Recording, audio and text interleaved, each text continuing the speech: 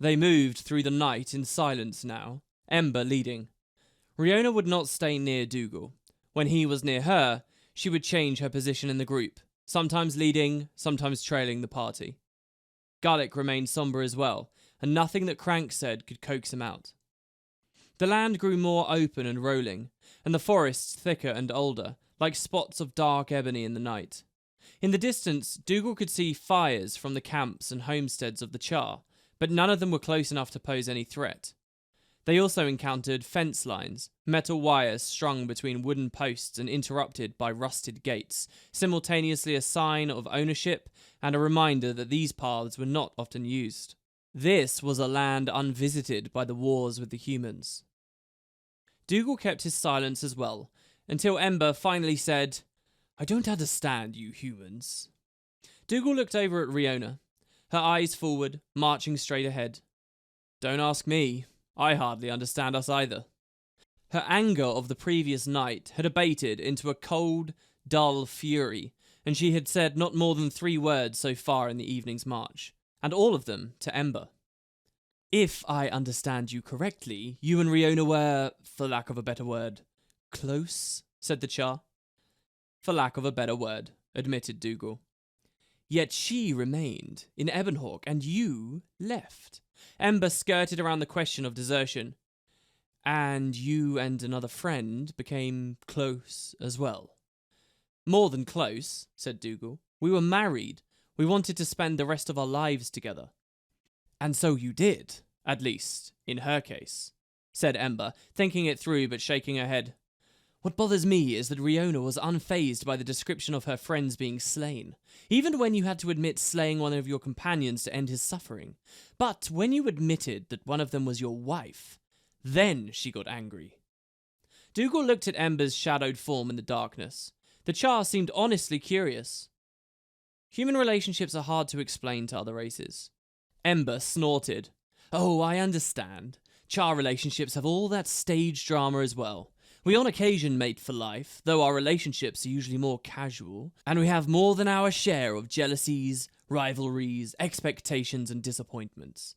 Lovers come together, break apart, and come together years later. We recognize families, though our children enter the Farrar of one of their parents' legion once they've been weaned. There we learn how to fight alongside others and form bonds stronger than family or affection. But you had been apart for 6 years. Surely she could not expect you to be some sort of celibate." "Our relationship was complicated," said Dougal, "and more than a little undefined," he reminded himself. They had sparred and argued and made up several times even before the memorable night when they had decided to leave Ebonhawk. And after they had left the city, Vala had been supportive and caring, more so than she had been earlier. Was there, Dougal wondered, more going on with either woman that he had thought at the time? It would not be the first time he'd misread another's thinking. "I think the news was unexpected for her," said Dougal at last. "She knew that the rest of our platoon was dead. I told her as much, and she had a chance to deal with it. To find out that I had married Vala and she did not know about it, that was sudden. She'll come around. I hope." "I hope as well, and the sooner the better, for all our sakes," said Ember, and moved into the darkness once more. They ran into another fence and followed it along under the moonlight to a latched gate, then passed through it into another field, this one with shorter grass and fewer weeds. They walked for about 10 minutes, then Gullick froze. "What is it?" hissed Riona behind them. "Something is moving out there," said Gullick. The Asura scowled and looked westward. "I see it too. Several somethings." Dougal and Ember had doubled back by this time, and the 5 stood clustered together. To the west, dark shapes, heavy and blocky, and as long as the Norn was tall, were framed against the lighter grass. As they watched, one of them shifted and let out a soft, lowing noise. Dougal let out a breath of relief. "Cows, of course." "Cows," said Cranks, as if it was suddenly a new factor in his calculations. Dougal almost laughed. "It makes sense. We're in a pasture, after all, and we've been moving through gated fences." The tenseness in the group went out of them in a single breath. Ember explained, Char are mostly carnivores. Most of our land is cleared for ranches and slaughterhouses dot the landscape. We grow feed for the winter. Cattle, sheep, hogs, doliacs, and devourers all keep the legions moving. Gullick chuckled and scratched his chin. I wonder if... No, said Cranks. You will not tip the cows. The Norn snorted and said, You never let me have any fun. More seriously, Ember said, We are cutting across more settled terrain, and the moon is going down. We should find a safe haven for the rest of the night. In the end, they found a feed barn, one used to shelter and supply the herds in the winter months, but for the moment open-sided and disused. They would not risk a fire, but the remains of the last season's straw felt as good as the best bed in Lion's Arch. Ember, Dougal said, When we first met you, you mocked my story of the faux fire. Now's your chance. Tell us the truth about the faux fire. The Char snorted. You don't need truth. You have your own lies. You don't need mine. The more lies the better, said Dougal. Riona raised an eyebrow at Dougal, the friendliest gesture she had made in the last 24 hours. Are you saying the legends of our heroes are nothing but lies, Dougal Keen? The last time I went to Ascalon City, I only knew one version of what happened with the faux fire, Dougal explained. I didn't talk to any Char about it. So, he said, speaking now to Ember, I want to know what you know. Ember snorted through her snout and ground her teeth as she thought about this. All right, she said, I will tell you as I know it, but I will refuse to mute any part of it for your ears. The rest of the group nodded. The invasion of Ascalon City was supposed to be the moment of our greatest triumph, said the Char. Conquering it would have eliminated the last outpost of human resistance in the region and heralded the end of the Ascalon insurrection. Other than Ebonhawk, you mean? Said Riona. Ember held up a hand. Is this your story? She asked the woman. Riona stood her ground, refusing to let the Char intimidate her. It's about my country. That you stole from my people, replied Ember. Please, said Dougal. I asked for Ember's unvarnished account of the faux fire. She can't give me that if you interrupt her. Raven's claws, Gullick said. Among the Norn, we say, the best tales are lies that show you truths. Let the Char speak. Riona screwed up her face, trying to pass the Norn's words, but held her tongue. The Char bowed her head to Gullick and Dougal, and continued. The Char side of the tale is handed down to us from the mighty jaws of Fry Fireburn, legionnaire of the Flame Legion and hero of my people. Fry was the leader of one of the greatest warbands of his time, the legendary Fire Shadows. They served as an elite espionage and assassination team for the Flame Imperator. And before you interrupt again, Ember looked at Riona. Yes, I hate the Flame Legion with a passion. They crippled the old Char ways and led us into the worship of false gods. They made us soft and foolish, and I will fight to keep them from regaining even a fraction of their power. Yet, I say to you that Fry Fireburn of the Flame Legion was a hero, and so you will understand why if you let me continue. As the Flame Legion surrounded Ascalon for one final assault on the city's walls, the Legion's Imperator called the Fire Shadows to him and ordered them to sneak into the city and assassinate King Adalburn. He believed that this would decapitate the Ascalonian forces, and in their despair, they would be unable to mount a viable defense against the Char attack. What was the Imperator's name? Asked Dougal. Ember fixed him with a stony glare. I'm not objecting to you, I'm just dying to know, he clarified. The human tales never mention his name, other than the Imperator of the Flame Legion. Ember nodded. I do not know. After his disgrace, his name was stricken from our records. Bears tears, that's cold, muttered Gullick. It is our way. She waited for a moment. May I continue? Silence and polite nods from the others. Ember resumed. Fry and his warband of assassins scaled the city's wall that night and worked their way to the king's private chambers. They killed many guards along the way, silently dispatching them by sword and by spell. When they made it to the king's private chambers, they found it empty. They thought that they had missed the hated sorcerer king, that perhaps he had learned of their mission and even set a trap for them. They arrived in the middle of the night after all, and he was not there. The fire shadows searched the royal quarters. That was when one Char stumbled upon the body of a human lying under a table in the king's private bedchamber. Fry turned the human over. As he did, the human let out a deep breath, and his expression flickered back to life. This human had a knife driven into his chest, but he still had enough breath in him to speak. "Who planted the blade in his chest?" asked Riona. "A Char?" Ember glowered at the new interruption, but, rather than rise to Riona's bait, simply replied, "It was a human knife, the story goes. Had a Char done it, I would have not hesitated to say so." The dying human's name was Savion. He claimed to be the king's servant. It was clear even to Fry that he was no warrior. "You must stop him," said Savion. "The king is mad with grief, and he plans to use a great magic. He will kill us all." At this point, the servant choked on his own blood and nearly died, but one of the fire shadows tended to him so that he could finish what he had to say. The servant Savion opened his eyes again and spoke. "When Adalburn saw the legions amassing outside the city, he despaired. We dug in and tried to withstand the siege for as long as we could. When we saw the latest wave of Char arrive, we knew our final moment had come, that our time had finally run out. His Majesty told me, 'This is no longer a siege, Savion. This will become an assault. But if force of arms fails us, force of will shall not. Where swords may fail, sorcery may succeed.' His Majesty bears on his hip a mighty blade, a relic of now-lost Or and its city of the gods. This was the sword Magdea, twin to Sohothin, as your story said. He drew the sword and looked deep into its depths. The king said, 'I have long known that Magdea had other powers, remnants of the gods themselves. We Ascalonians may be doomed, but Ascalon will live on forever.' The human looked at the Char, his life breath leaving his body.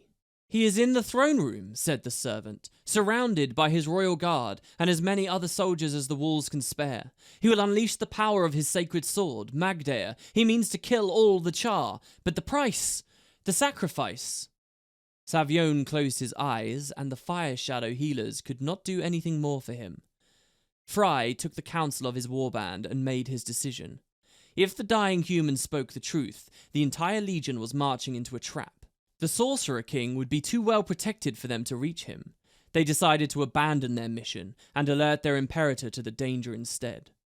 When Fry Fireburn and his warband returned to tell their Imperator, who still bore the claw of the Khan-Er, mind you, and the loyalty of the legions, about the Sorcerer King's plan, he refused to listen to them.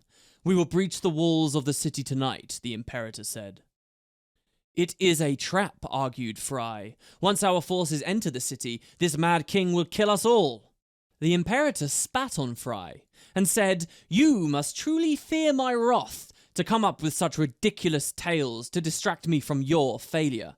I sent you in to kill a king, and you come back with wild excuses. I do not accept such incompetence in the Flame Legion." Fry and his warband protested the Imperator's accusation. They insisted that every word they had told him was true, and they demanded that he halt the invasion until they could figure out how to deal with this new threat from the Sorcerer King. The Imperator refused to listen to Fry and his fellows, and he had them arrested. "Because you have been faithful servants until this day," the Imperator said, "I will not tear out your throats." Instead, he ordered that Fry and his fellows be bound hand and foot and tied to stakes placed on the viewing hill. I do not know what the humans called it, but it provided a clear line of sight into Ascalon City. The Imperator believed that this punishment would be worse than death. "You will witness the triumph of your legion, but you will not be a part of it. You will have to bear that shame until the day our gods bless you with death." "Raven's beak," said Gullick, despite himself. "I thought the Char were godless." Cranks elbowed the Norn, irritated by the new interruption. "That didn't happen until later, after Karla Scorchrazor destroyed the Shaman caste," he said. "Has living in the frozen mountains for so long broken your sense of time?" Ember ignored them. After Fry and the others were staked out here, according to the Imperator's wishes, they howled at the stars as the walls of Ascalon City finally crumbled under the Char assault. They had long hoped to see this day, but they feared the Imperator's hubris would ruin it all. Fry and his warband watched, unable to turn away. Soon after the gates fell, the Imperator stormed into the city's main square. Adalbern, the Sorcerer King, stood defiant on the parapet of his tallest tower with his magical sword in his hands. It burned with a fire that swirled about its blade as if it were alive. He shouted at the soldiers below as they fled before the Flame Legion's forces, some of them escaping through the holes the Char had made in the walls. "Retreat!" the Sorcerer King shouted. "Retreat is not an option!" With the Flame Legion flooding through the city's defenses, Ascalon City had already been lost. The human soldiers ignored their king's complaint as their retreat transformed into a rout. The insane king raised his sword, a relic from the ancient land of Or, over his head and bellowed down at his men, "We will never surrender. Never." Then he plunged his sword downward. As it struck the stones beneath his feet, a gout of white fire shaped like a blade shot from the tower's roof, enveloping Adalbern. The tower collapsed then, its very stones unable to withstand the power of the foe fire. Adalbern rode the battered rocks all the way down, disappearing in a cloud of shattered stones and dust. The mystic light from the foe fire burned without abatement. When the last stone of the tower stopped tumbling, the light intensified for an instant, then burst out and engulfed the entire city. The wave of destruction spread out from there, soon engulfing nearly all of Ascalon. The Char nearest the tower, the Imperator and his victorious guard, were immolated in a heartbeat, their fur igniting like tinder, their flesh blasted by the unearthly flames. Yet, what happened to the humans in the blast was infinitely worse. The air in Ascalon City rang with a choir of their screams as the humans died in their tracks. Their bodies were blasted into burning fragments, but their spirits remained standing. Their mortal forms were reduced to broken skeletons, but their souls remained, eternally bound to Ascalon. Only the Char close to the city were destroyed in the blast, but every human for leagues around was suddenly transformed into a ghost. This is why we call him the Sorcerer King. Ember nodded at Dougal and Riona. He worked a spell as great as the searing itself, and in a single blow denied the Flame Legion their ultimate victory and damned the humans of his own land. Before the night ended, not a single body in Ascalon City still drew a breath. The foe fire that towered over this carnage remains to this day. Eventually, Fry managed to free himself, and then the other Char and his warband. Unbound, they slunk away from the disaster, determined to bring news of the atrocity to the rest of the Char. The Fire Shadows returned to the invasion's staging grounds, the site of the Black Citadel today. When they delivered the news of the Flame Imperator's defeat at Ascalon City, few who heard the news could believe their ears. Everyone who met Fireburn and his warband, though, trusted every word, because they could see how the horrors they had witnessed had transformed them. From head to toe, the fur of each of them had turned a snowy white. There was silence in the empty barn. Even Riona seemed cowed by the strength of Ember's story. At last, Dougal said, "What of the claw?" "It was on the Imperator," said Ember. "He was in the city. There were a few attempts at salvage by the Char after the foe fire, but there were too many ghosts, and the city itself was declared off-limits. We had assumed that it had been destroyed." "Someone thinks otherwise," said Cranks. "Why else would the Truce faction demand it, and Almora think we could provide it?" Gullick added, "It would be wherever this nameless Imperator fell, then." Dougal scowled for a moment, then said, "It is in the royal treasury." All eyes turned to him, and he continued. On the back of Dak's map, there was a list. Gold, silver, tribute, and gifts from different lands. Suits of ornate armor, an inventory of the royal treasury, and at the bottom of it, the word claw. That's why I think it's there. "How would anyone know it was there if it disappeared in the foe fire?" said Riona. Her earlier irritation had evaporated by this point. That I do not know, said Dougal.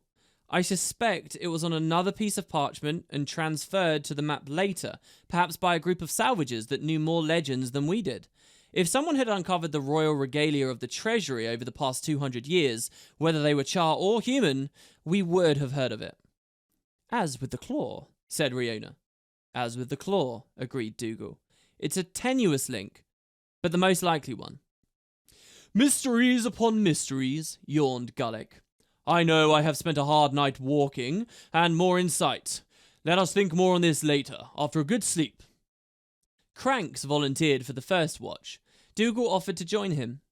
Riona didn't say anything to him, but she was less frosty and more relaxed as she laid out her bedroll. The shock of the previous night had washed over her, Dougal decided, and she had come to terms with it. That did not surprise him. If Riona was anything, she was resilient. Putting his back against one of the feed barn's walls, Dougal pulled out the locket with Vala's cameo. It felt warm and reassuring in the darkness. Dougal removed the golem's eye as well, and saw a warm red spark dancing at its heart. He wondered if he could use it to see the cameo.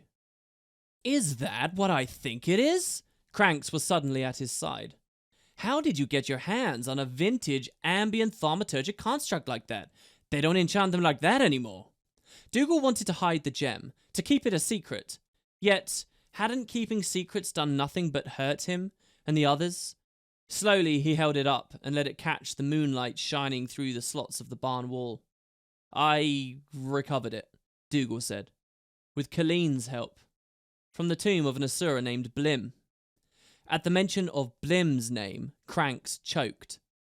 Dougal smacked him on the back to help him clear his throat. May I see it?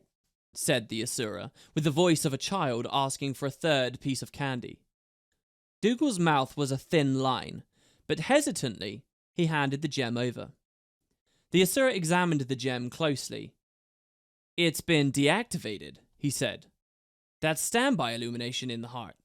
That is old magic from just after my ancestors emerged on the surface. The Asura blinked at it, turned it over in his hands, whistled softly, then handed it back. Dougal noticed that Cranks seemed to have the same problem returning it that he had had giving it. It did that automatically after we left the crypts beneath Divinity's reach, said Dougal.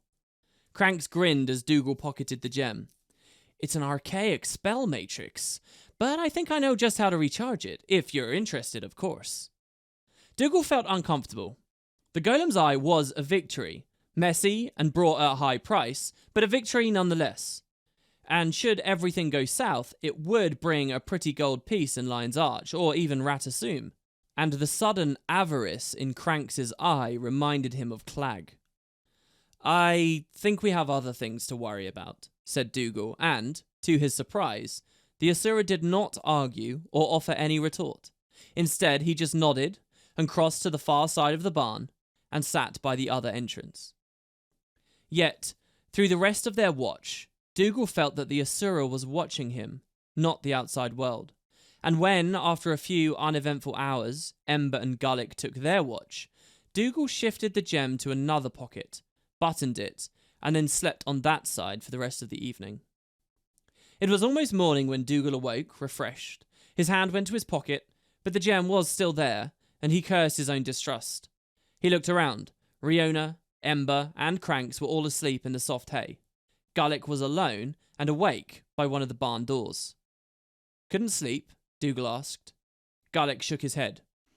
Normally I sleep like Bear herself, but sleep was a prey I could not catch this evening. Dougal sat down next to the Norn. Because of their difference in size, he felt like a child sitting with a parent. Thinking about Colleen? Gullick nodded. It's not your fault. Of course it is! If I had not charged into battle against that minion, we might have escaped from the dragon brand clean. Or it might have run us down and killed us all. I would like to believe you are right. Dougal thought about this for a moment, and then spoke. Gullick, you charge into battle. That's who you are, and we all know it. Colleen, she stuck by her friends, and we all knew that too. What happened was inevitable. You mean she had to die? Not at all. I mean, You had to fight the creature, and she had to help you. And you had to join us too. Dougal smiled a bit at this, the first time he'd managed it since Colleen had been killed. Apparently.